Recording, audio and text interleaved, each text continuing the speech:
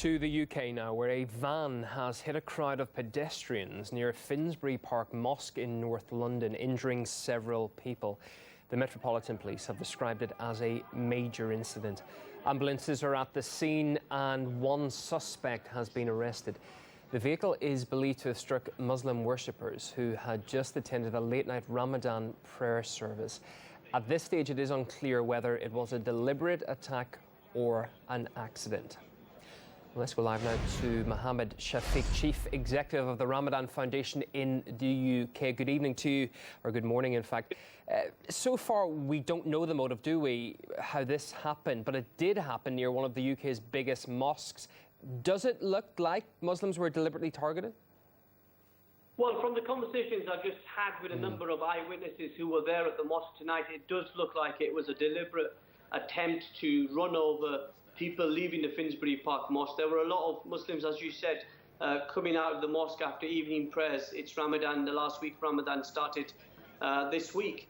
And so there would have been a lot of Muslims, families, children as well, who would have left the mosque around that time. It was 12:22, which is around 12:22, about nearly a couple of hours ago. So it's, obviously we can't speculate about the circumstances, but from what eyewitnesses have told me, it does look like a deliberate attack against innocent Muslims leaving a mosque. In the Westminster Bridge attack back in March, the London Bridge incident in June, vehicles were used to ram people. Are people bound to jump to conclusions with this latest incident as well, because tensions are high and fears of another attack, on whatever side of the community? People are just worried at this stage. Yeah, obviously emotions are very strong and people are feeling anxious and concerned. And I think, following up on the Manchester attack and then London, Westminster attack as well, people are very, very tense. But what we've got to be very clear is that if it's confirmed that this was a deliberate attack against innocent Muslims, then we've got to condemn terrorism and extremism from wherever it comes, whether that comes from the far right and whether it comes from within the Muslim community. We've got to be absolutely certain about that. And, we've seen it on my timeline on Twitter tonight, Ewan, people finding excuses for what has happened, and I think that's really despicable. Terrorism is evil, whether it's carried out by, far right people or whether it's carried out by Muslims. We've got to condemn it and we've got to find no excuse for it whatsoever. Yeah, you're in Manchester. You saw, the attack there not long ago. Where we talked about the attacks in London as well. This is a difficult time for the UK, isn't it?